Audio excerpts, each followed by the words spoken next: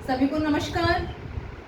मेरे YouTube channel Kanta की अनूठी पहल में आपका स्वागत है।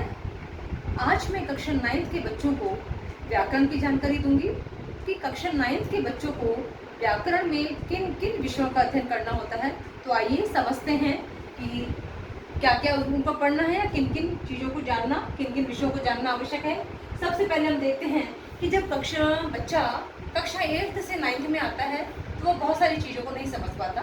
तो यहाँ पर हम देखेंगे संज्ञा है, सर्वनाम है, विशेषण है, प्रत्यय है, उपसर्ग है, शब्द है, अविकारी शब्द है, वाक्य है, क्रिया है और क्रिया विशेषण है। सबसे पहले हम देखते हैं कि संज्ञा किसे कहते हैं। लिखा है कि वे ऐसे शब्द जो हमें किसी व्यक्ति, वस्तु, जगह, जानवर, स्थान आदि के नाम का बोध कराते हैं उन्हें संज्ञा कहते हैं। जैसे कि आप देखोगे कि मोहन जोधपुर में रहता है या सोहन आज उदयपुर जाएगा, तो ऐसे शब्द हैं जो संज्ञा कहलाते हैं, जिसमें मोहन, उदयपुर, जोधपुर ये संज्ञा शब्द हैं। इसी तरह से हम देखते हैं, हम सर्वनाम के बारे में जानना चाहेंगे कि सर्वनाम क्या है। वे शब्द जो संज्ञा के स्थान पर प्रयुक्त किए जाते हैं उन्हें सर्वनाम कहते हैं। जैसे मैं, वह, तुम, वे आदि। ठीक इसी तरह से उपसर्ग वे शब्दांश जो किसी शब्द के आगे जुड़कर उसके अर्थ में परिवर्तन लाते हैं उन्हें उपसर्ग कहते हैं। जैसे कि आप देख सकते हो सुमन, वियोग, प्रहार, आहार आदि। तो यहाँ पर वी, प्र, आ और सु ये उपसर्ग शब्द हैं। इसी तरह से हम देखिए प्रत्यय। प्रत्यय से तात्पर्य है कि वे शब्दांश जो किसी शब्द के पीछे जुड़कर उसके अर्थ में परिवर्तन लाते हैं उन्हें प्रत्यय कहेंगे। जैसे समानता, पंडिताइन, दुकानदार, दवाई। तो यहाँ पर ता, इन, तार, ई आदि शब्द प्रत्यय हैं। ठीक इसी तरह से वाक्य। वाक्य किसे कहेंगे? सार्थक शब्दों के व्यवस्थित समूह को वाक्य कहलाता है। जैसे सत्य कड़वा होता है, जिसका पूरा यहाँ पर हमने जो शब्द देखा है कि सत्य कड़वा होता है, इसका पूरा अर्थ निकलता है कि सत्य कड़वा होता है।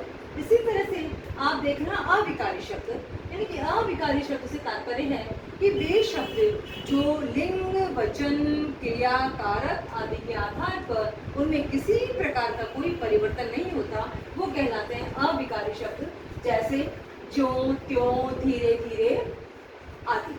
अब जो ये वस्तु जो की त्यों है, तो यहाँ पर जो शब्द लगा है उसका कोई, चाहे उसको किसी भी वाक्य के साथ में लगाइए, उसका अर्थ परिवर्तन नहीं होगा। मोहन धीरे धीरे चलता है, तो यहाँ पर धीरे धीरे जो शब्द है वो अविकारी शब्द है।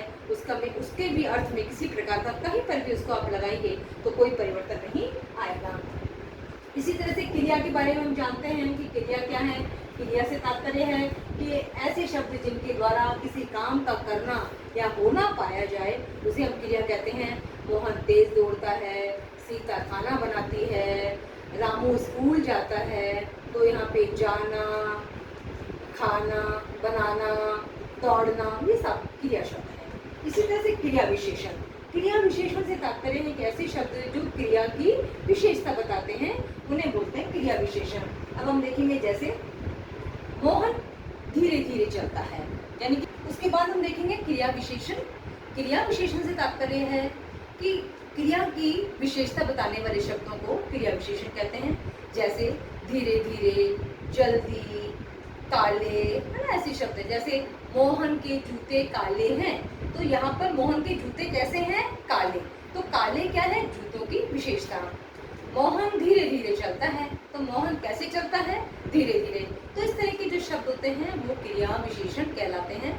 तो मैंने यहाँ पर आपको व्याकरण के अंदर जिन विषयों का अध्ययन करते हैं उसके बारे में बहुत संक्षिप्त में जानकारी दी है, ताकि आप ये समझ पाएँ कि इनको क्या कहा जाता है, इनकी परिभाषा क्या है, ताकि आप उनको आसानी से पहचान सकते हो, छांट सकते हो और उनके अर्थ को समझ सकते हो।